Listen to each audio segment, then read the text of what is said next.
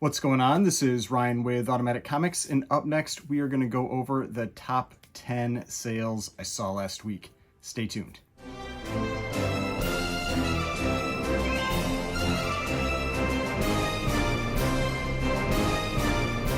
Alright, so before we get started, please remember to hit that like button and hit the subscribe button if you'd like to see more content like this.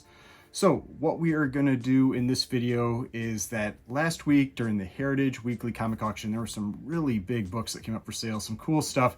So I thought in this one we would go over those top 10 sales, the most expensive books that sold in that weekly auction. Some really great stuff across all kinds of genres and ages and everything. So I think this one will be fun. But first, before we get into that, I've got to talk about the sponsor of this video, Fanalytics. If you're a follower of my YouTube and Instagram channels, you know that having accurate and comprehensive data to make my comic buying, selling, and investing decisions is extremely important to me. Fanalytics has exciting plans for the future to provide the most accurate and up-to-date sales data as well as predictive models to help collectors make the best decisions with their hard-earned money. Keep an eye on my YouTube and Instagram channels for more announcements and dedicated content in the future, so make sure to subscribe to their Instagram for future announcements and click the link in their profile to register for beta access. The link to their Instagram is in the description of this video. All right, we are back. So now let's get into these books. All right, so let's get into the first book here, and I'm going from 10 down to number 1. So the of those top 10 sales, the cheapest, we'll call it cheapest, to the most expensive. And you can see we are starting out with a banger on here. This is Captain America Comics number 7.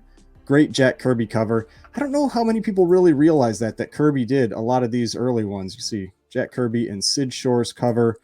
He actually also did the cover for that Captain America number 5 that I picked up recently.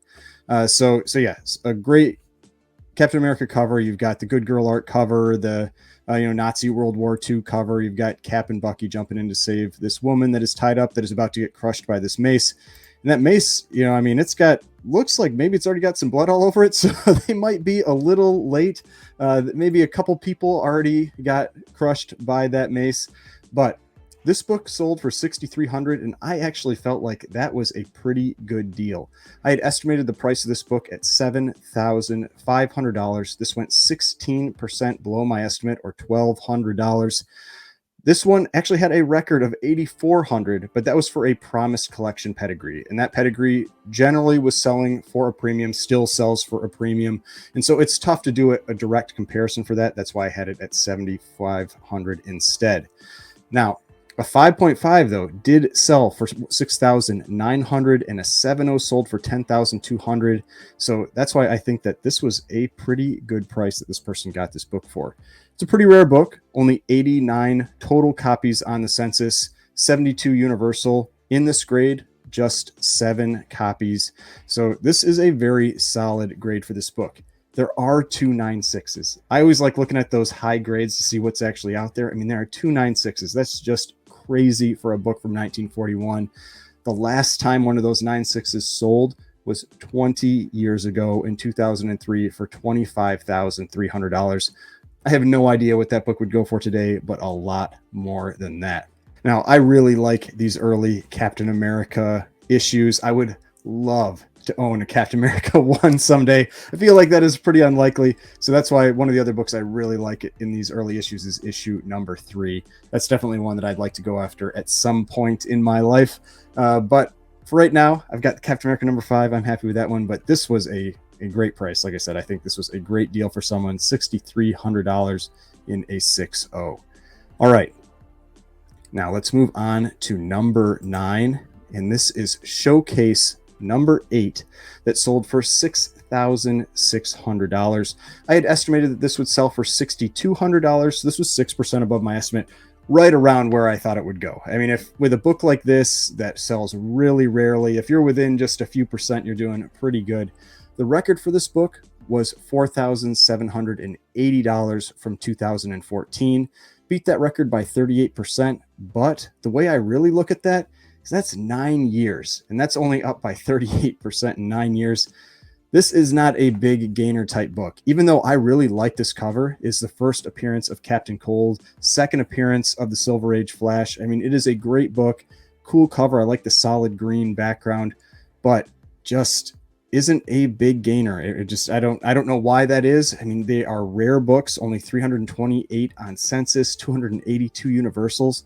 In this grade, in a 7.0, there's just 6, only 16 graded higher. I mean, highest grade is just a 9.2. And we just talked about a book from 1941 that is 2 9.6s. But for these ones, these early showcase, these early Silver Age DC keys, they are tough to get in high grade. But yeah, just not a lot of demand, it seems, for this book. I feel like comparatively to the Marvel books, if you had a census like this, I mean, this is really affordable, but you can kind of see why. With only going up by 38% over 9 years, this is more of a store of value type book than a book that you're really seeing any substantial gains to. I mean, taking a look at this thing, I mean, it is a nice looking copy. I mean, the greens are really deep. That's often an issue you see with this book, is that you get a lot of fading on this green, or a lot of color rub on the green. And this one is just a really impressive looking copy. I mean, yeah, it's a 7.0. It's got some little flaws, got some little creases down in the corner, little crease along the top edge, and a little bit of spine wear, but overall a great presenting copy of this book. All right, let's move on to number 8. We've got Journey into Mystery, number 85, a 6.0, first appearance of Loki, first appearance of Heimdall, first appearance of Asgard. I think this is first cameo of Odin. I mean, a whole bunch of characters, a multi-key book. This is also a white pages copy, and that is definitely why I think this book sold for what it did. This book sold for $6,609.60. I don't even know how you get that bid in there. I don't know how you get the 60 cents in this bid in there. I know you can do some like protection on your bid, and that must have been it, but that was a weird one. But I had estimated this book would just sell for $4,800. This was 38% above my estimate. This was a big sale for this book. The record back in January of 22 was $7,200. I mean, this was in, just like reaching distance of that record. And this book has corrected a lot since then. I mean, for example, the other sales this year have been 4,750, 4,200, and 4,200. And the most recent was 4,200 in May. That's why I still gave it 4,800. I gave it a little bit of an extra boost because of the white pages, but this just crushed that estimate. Like I said, going for $6,600, 38% above my estimate. This book has quite a few more copies on the census than that showcase number 8, 1,678 copies, 1,411 universal, and in this grade there are 91. But this is a tough book to get in this type of condition.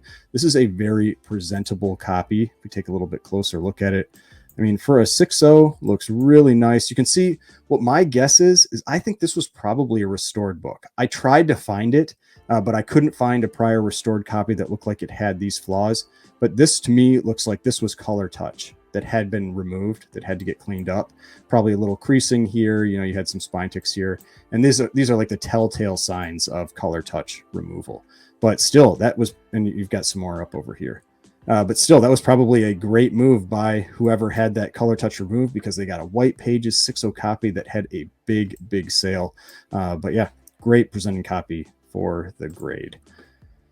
All right, now let's move on to number 7. We're jumping all the way up to the Copper Age with this one. This is the Crow number 1, 1989.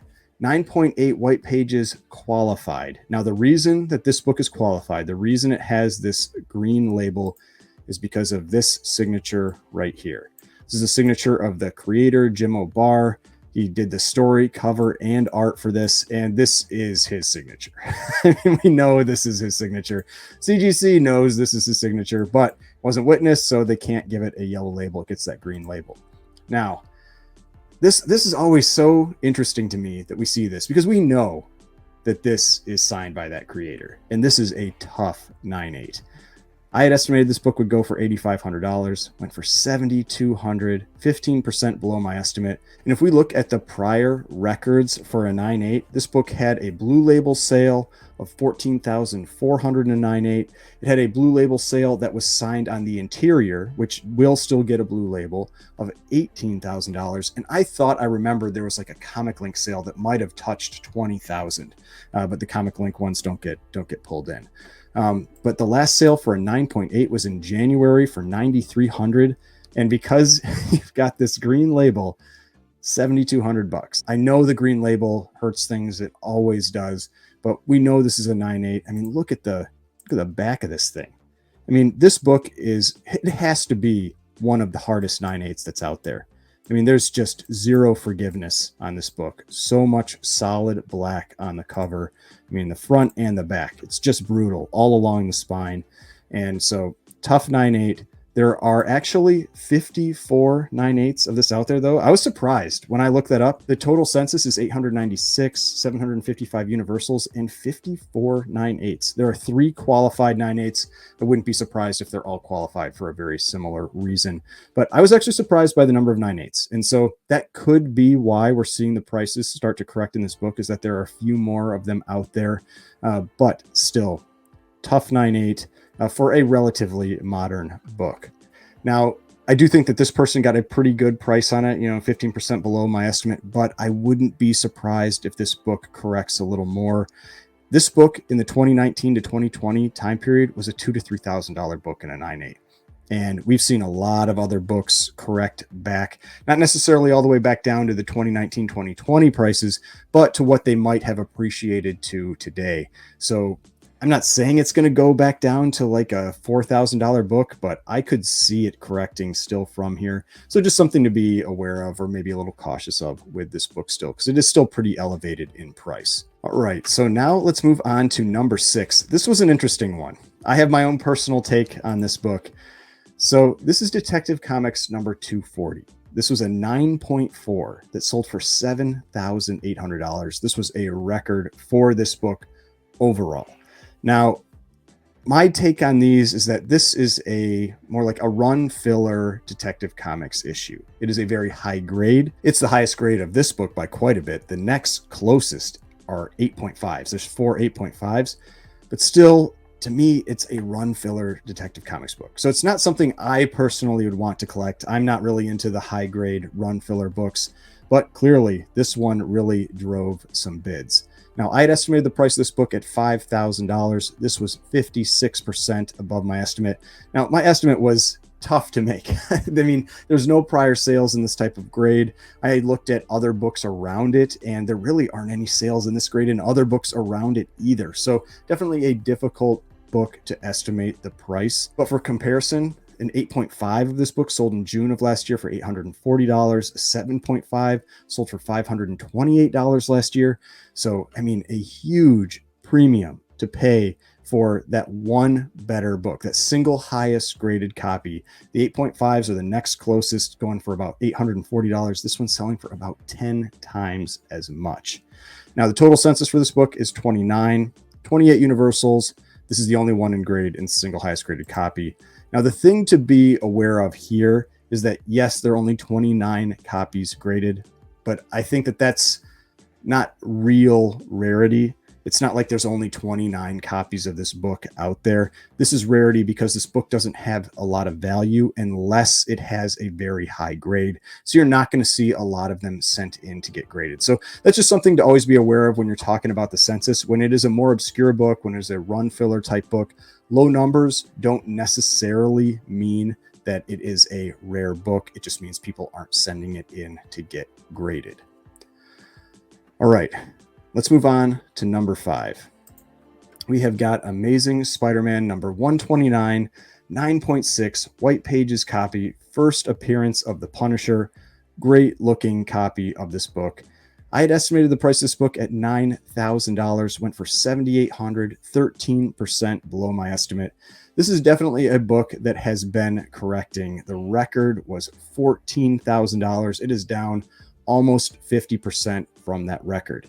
Now, there are a ton of these books out there. This is the thing with Silver Age and especially Bronze and Modern. There are a lot of them. And so when prices spiked, people just started selling them. And so many come up for sale that you get the prices dropping back down. There are 16,769 copies of this book on the census, 14,730 universal, and 462 9.6s. There are more 9.6s of this book than there were of Showcase 8 total. that are on the census. I mean, that's what we're talking about. That's how many of these books are out there. I mean, even in a 9.8, there are 172. So it's a cool book. It is a big key, but there are a lot of them. And so that's why I'm not really surprised to see these prices correcting. I didn't really look at if I think this one's going to keep going down anymore. But that's something that you really need to be aware of when you're looking at these books. If you're looking to buy these, just look at where they are with respect to those 2020 prices, and that will give you a better idea of if it's safe to buy yet, or if there could still be some corrections coming. All right, let's move on to number 4. Getting into some big stuff here. We've got Fantastic Four #1, one of the major grails of the Silver Age. This is a 2.0, so a lower grade copy, but a very presentable 2.0. This is a pretty solid looking 2.0. I feel like this book gets harshly graded. A lot of times I see some really good presenting copies of this book get some really low grades where, I mean, maybe it's tough to see, like maybe there's a whole bunch of spine splitting or something. We could actually check the grader's notes. So let's see, the grader's notes. Yeah, so spine splitting. Spine split, bottom of spine, stapled attached, top of front cover, heavy creasing, light multiple stain front cover, small piece out of top right back cover, staple tears to cover. So that's what we're talking about. There are definitely some serious flaws to this book. We don't know how big this spine split is, but detached staple is going to knock you down pretty far quick. The heavy creasing is definitely going to knock you down in the spine splits. But some of these are really good types of flaws to have. It's why this book looks pretty nice for the grade. Things like spine splits and detachments, pieces out of the back. You don't see those when you're on the front of the book. And so you get a pretty nice presenting copy for the grade. Now, I had estimated this book would sell for $9,500, went for $8,400, $1,100, or 12% below my estimate. The record for this book was $19,750. It is down 57% from that peak sale in April of 2022. So definitely a book that has corrected quite a bit. I think I had this one as a watch book, so one that I felt like it still had a little more correction to give, but one that you'd want to put on your watch list. Maybe it's getting close to the time to buy. But total census for this book, 2,856 total copies, 1,950 universal, and 159 in a 2.0. There are 2 9.6s out there, but no public sales data for those. Would love to see one of those pop up for sale, see what those would actually go for. Now, I do think that this was a pretty good buy for someone. I did check this specifically with where I thought the trend would be. And for 2.0, this was right in that trend line where I was expecting this book to go. And so one that I think was a good pickup, especially for a major Silver Age, Grail, Key, whatever you want to call it, and a nice looking lower grade too. All right, we're sticking with Fantastic Four as we move to number 3. We have got Fantastic Four #5, first appearance of Doctor Doom. And this is a pretty solid copy, a 4.5, sold for $8,400. My estimate was $9,600. This was 13% below my estimate. Record for this book was $16,800. This is exactly 50% below that record. Now, again, pretty similar census count to Fantastic Four #1, 2,207 total copies, 1,753 universals, and 148 in grade. There are also only 9.6s out there, no 9.8s this book, and there are 3 9.6s of this book. Now, this is a pretty nice looking 4.5. Sometimes you'll see Marvel chipping. I actually noticed that on this book, it doesn't have Marvel chipping nearly as often as some of the other earlier Marvel books. And if you're not familiar with Marvel chipping, it occurred when these books were cut, the blades were relatively dull, and they just damaged the paper fibers. And over time, you start to get the paper breaking away. And that's why you'll see this chipping on it. Amazing Fantasy 15, for example, has a lot of Marvel chipping. It is very common to have Marvel chipping in that book. Now, I am still wary of this book. This one spiked a lot. I think it's a great key, but I am very cautious of picking up the first appearance of Doctor Doom right now. I do expect that he will probably make an appearance in the MCU at some point, but MCU isn't guarantee of prices going up or anything right now. They need to get themselves back on track with the movies and properties and everything before I really feel confident in MCU properties driving up the prices of these books in the future. All right, let's move on to number 2. We have got a huge Golden Age pre-code horror key for this one. This is Crime Suspense Stories number 22. A nice grade for this, a 6.0, sold for $10,800. I had estimated that this book would sell for $11,000, so right in line with my estimate, just 2% below, so effectively the price that I predicted for this one. The record from April of 2022 was $8,799, so this beat that record by 23%. I talked about this book a little bit on my Instagram as well. I felt like this was a solid sale for this book. This is one that just seems to continuously go up year after year. It is a very consistent gainer, and it's just because it is one of the most, if not the most recognizable pre-code horror covers. I mean, this cover has been homaged a number of times, and it's just such a violent cover. It really does stand out. It was also used in the Senate hearings and everything. So very, very well-known book. And because of that, there are actually quite a few copies on the census for a Golden Age book. There are 399 copies on census. That's a lot for a Golden Age book. Universal copies, there are 360, and in grade, there are 19. So even though there are 360 copies on the census, there are only 50 graded higher than this. So this is in about the top 15% of copies. So very nice copy. Now, the weird thing with this sale is that this is a Golden Age book, but it sold on Monday night. The Golden Age books normally sell on Sunday, but for some reason, this one ended up with the Silver Age books. I have no idea why, but still had a decent sale. I did notice that there seems to be I don't know if it's color fade or just a little bit weaker color strike in the red. The red just doesn't seem quite as bright as some of the other copies I've seen, but overall, a very presentable copy of this book. When you get in closer, it's got some edge wear, and it's got some spine wear and that kind of thing. A little bit of a miswrap, but I don't really worry about that, especially with Golden Age. But overall, a very presentable copy, especially in the main central image of this book. All right, so now let's move on to number 1. This was the most expensive comic that sold during this weekly Heritage comic auction. This was Showcase number 4 with a 3.5 selling for $21,000. I had estimated that this one would sell for $17,500. This was 20% above that estimate. The record was $22,800, so just 8% below the record. So a very strong sale for this book. Again, similar to Showcase number 8, this has a very low census count for a major Silver Age key. Now, the interesting thing with this one is that Crime Suspense Stories 22 has almost the same number of copies on census as Showcase number 4. Showcase number 4 had 573 total copies on census, 412 universals, and 33 in grade in a 3.5. Whereas, Crime Suspense Stories 22 had around 400 copies.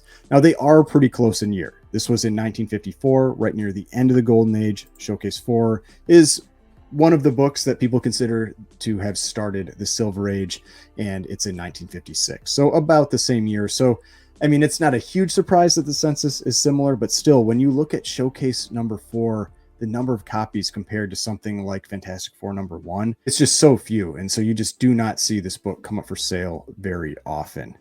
Now, this one, actually a pretty solid presenting copy. It does have this crease down the middle, kind of like a subscription crease, something like that. But the colors are really good. You have a little edge wear, little spine wear, but often in this book it's almost like fading or something like that with the reds. You get some issues with the reds, and the reds and yellows and everything on this copy look real bright, look real nice. Main thing is just this crease that's going up the middle here. But overall, a solid presenting copy of this one. This was one of the books that I said was reasonable to be looking to pick up now if you saw it for sale at the right price. Now, this one did go a little high. I feel like this was a little high, but it's a solid presenting copy. I can't be too critical of this pickup. Like I said, I do think that this was a little bit on the high side. All right, so those are all the books. Let me know in the comments which ones you like seeing the most, which one you thought was maybe the best deal in this auction of these top 10, big number books. I think my favorite was probably the Captain America #7. I mean, just such a cool early Golden Age book and going for what I felt like was a pretty good deal. But let me know. I'd love to hear it. All right, so I hope you enjoyed that video, saw some cool books, get an idea about how some of these books priced. You know, some were surprising on the high side, some on the low side, some went right around where we expected. But if you would like to see more videos like this, please remember to subscribe to the channel, hit that notification bell. I've got more videos over here. If you'd like to watch some of my other videos, subscription button should be right around here, and I will see you in the next video.